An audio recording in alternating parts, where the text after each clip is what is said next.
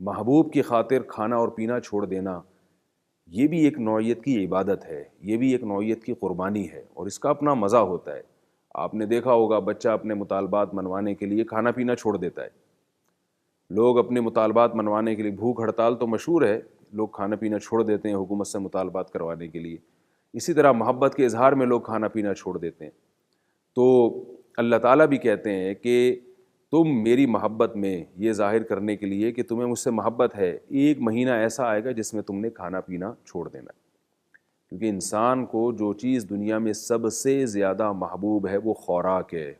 ہر چیز پہ انسان کمپرومائز کر سکتا ہے، لیکن خوراک کے معاملے میں انسان بہت حساس ہے۔ انسان کیا، دنیا کی کوئی بھی مخلوق سب کچھ چھوڑ سکتی ہے، کھانا پینا نہیں چھوڑ سکتی۔ تو یہ ایک ایسی خواہش ہے جو ہماری باڈی کا حصہ ہے۔ تو اللہ تعالیٰ رمضان کے مہینے میں ہم سے ہماری اس خواہش کو یعنی مطالبہ کرتے ہیں کہ تم اپنی اس خواہش کو میری خاطر قربان کر دو، ایک دن نہیں، 2 دن نہیں، 29 یا 30 دن لگاتار۔ یہ بہت بڑی قربانی ہے۔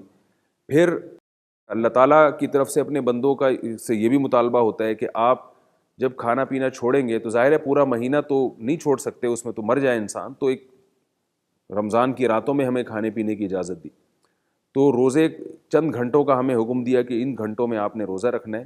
لیکن اس میں جو کھانے کی ہمیں اجازت دی، جن ٹائموں میں کھانا کھانا ہے، جن وقتوں میں کھانا کھانا ہے، وہ وقت ایسے ہیں جو عام طور پر کھانا کھانے کے نہیں ہوتے۔ میں اکثر مثال دیتا ہوں نا کہ اگر اللہ تعالیٰ ہمیں کہتے ہیں صبح 8 بجے سے لے کے شام 8 بجے تک روزہ رکھو، تو 8 بجے سے شام 8 تک کا روزہ ہمارے لیے آسان ہوتا، کیونکہ 8 بجے ہم ناشتہ کر لیتے، دوپہر کے کھانے کا ناغہ ہوتا اور رات کا ڈنر ہو جاتا، تو ایک لنچ کا ناغہ ہوتا۔ لیکن اللہ نے کیا کہا، صبح جب کھانا کھاؤ گے تو سحری کا وقت، یعنی صبح صادق سے پہلے، صبح صادق سے پہلے۔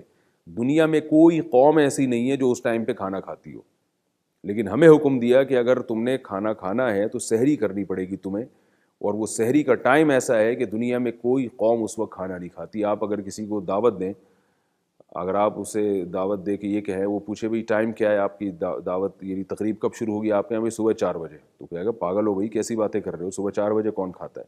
اس وقت انسان کی طبیعت کھانے کی طرف مائل نہیں ہوتی، اس وقت اٹھنا بہت مشکل ہوتا ہے۔ لیکن مسلمان اٹھتے ہیں صبح 4 بجے 5 بجے، دن شروع ہونے سے پہلے پہلے مسلمانوں کے گھروں میں ایک رونق شروع ہو جاتی ہے، کھانے پینا شروع کر دیتے ہیں۔ یہ صرف اور صرف اس لیے کہ یہ اللہ کا حکم ہے، ورنہ اس کی کوئی لاجک نہیں بنتی۔ آپ اگر کسی غیر مسلم کے پڑوسی ہیں تو وہ آپ سے یقیناً آگے پوچھے گا، بھئی صبح 3:30 4 بجے تمہارے گھر سے برتنوں کی کھنکھنانے کی آوازیں آنا شروع ہو جاتی ہیں، تم لوگ کیا پاگل ہو کہ سوتے نہیں ہو اس وقت؟ یہ کون سا ٹائم ہے کھانے کا؟ پورا گھر اٹھا ہوا ہے، اور خواتین جو ہیں وہ 3 بجے سے اٹھ کے کھانا پکانا شروع کر دیں اور اس کی ترکیب شروع کر دیں۔ تو ہم یہی کہیں گے کہ بھائی ہمیں بھی پتہ ہے کہ کھانے کا ٹائم نہیں، لیکن ہمارے رب نے ہمیں حکم دیا ہے کہ ہم اسی وقت کھائیں، کیونکہ اگر اس وقت نہیں کھائے تو سارا دن ہمارے لیے روزہ برداشت کرنا بہت مشکل ہو جائے گا۔ پھر جب روزہ افطار ہونے کا وقت آتا ہے تو کتنا انسان کی رغبت ہوتی ہے، کئی گھنٹوں کا بھوکا پیاسا، تو وہ ایسا وقت رکھا ہے کہ وہ نماز کا وقت ہے، یعنی آپ زیادہ کھا نہیں سکتے، آپ کو درمیان میں چھوڑ کے نماز کے لیے جانا پڑتا ہے۔ تو یہ پھر تراویح رکھ دی اللہ تعالیٰ نے رمضان میں، اور زیادہ مشکل کر دیا۔ تو ایک مہینہ اللہ تعالیٰ اپنے بندوں کا امتحان لیتے ہیں کہ تم مجھ سے کتنی محبت کرتے ہو، اور جو اس امتحان میں کامیاب ہوتے ہیں ان کو اللہ تعالیٰ نے ایک پروانہ دیا ہے دنیا میں۔ وہ کیا ہے کہ کتب علیکم الصیام کما کتب علی الذین من قبلکم لعلکم تتقون، تم میں تقویٰ پیدا ہو جائے گا۔ بتایا کہ اگر تم ایک مہینہ اپنے نفس پہ کنٹرول کر کے رمضان کے روزے رکھو اور رات کی عبادت کر لو تو تمہارے اندر تقویٰ عربی میں کہتے ہیں بچنے کو، یعنی گناہوں سے بچنے کی صلاحیت پیدا ہو جائے گی۔ اس لیے کہ کھانا پینا جو محبوب ترین چیز تھی، جب تم نے وہ چھوڑ دی تو جو اس سے کم درجے کی چیزیں ہیں وہ چھوڑنا تمہارے لیے آسان ہو جائے گا۔ بد نظری اس سے کم درجے کی چیز ہے، وہ چھوڑنا تمہارے لیے آسان۔ سود اس سے کم درجے کی چیز ہے، وہ چھوڑنا تمہارے لیے آسان۔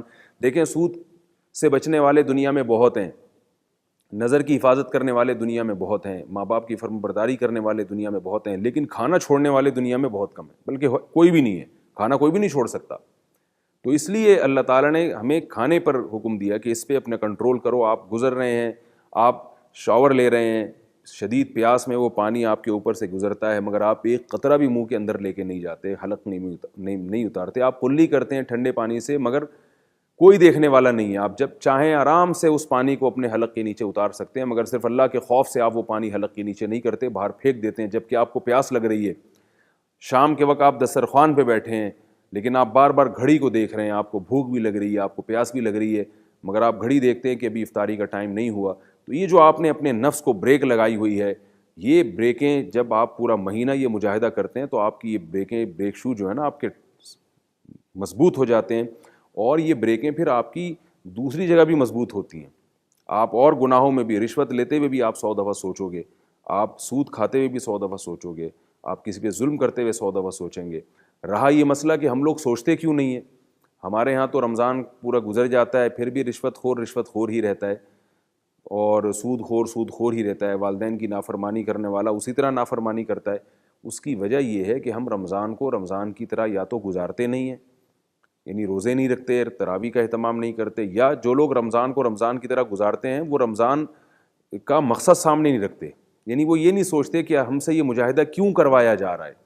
دیکھیے رسول اللہ صلی اللہ علیہ وسلم نے فرمایا بہت سے روزے دار ایسے ہیں کہ جن کو روزے میں بھوک کے سوا کچھ بھی حاصل نہیں ہوتا, اور بہت سے شب بیدار ایسے ہیں جن کو رات کو عبادت میں جاگنے کے سوا کچھ بھی حاصل نہیں ہوتا.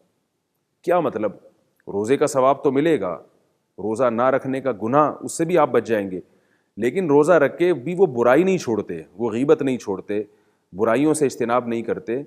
تو کیا مطلب, ان کو جس ٹریننگ سینٹر سے گزارا جا رہا ہے اس ٹریننگ کے دوران وہ کام کر رہے ہیں جن سے بچنے کے لیے ان سے روزہ رکھوایا جا رہا ہے, یعنی ان کو ٹریننگ کروائی جا رہی ہے. تو وہ ٹریننگ کے پھر ثمرات اور نتائج کہاں سے ظاہر ہوں گے؟ آج میں آپ حضرات کے سامنے تیمم بیان کرنا چاہتا ہوں. تیمم کے 3 فرائض ہیں. نمبر 1 نیت کرنا, نمبر 2 پاک مٹی پر ضرب لگا کر چہرے پر پھیرنا, نمبر 3 پاک مٹی پر ضرب لگا کر بازو پر. میسج ٹی وی کے چینل کو سبسکرائب کیجیے اور امن کے پیغام کو پھیلانے میں ہماری مدد کیجیے. ویڈیو کے نیچے سبسکرائب کے بٹن پہ کلک کریں اور میسج ٹی وی چینل کے سبسکرائبر بنیں. سبسکرائب کرنے کے بعد بیل کے آئیکن پہ کلک کیجیے تاکہ ہر نئی ویڈیو کی نوٹیفیکیشن براہ راست آپ کو مل جائے. اس ویڈیو کو تھمز اپ کا بٹن دبا کر لائک کیجیے اور اپنی فیس بک وال اور ٹویٹر پر شیئر کیجیے. آپ کا اپنا میسج ٹی وی.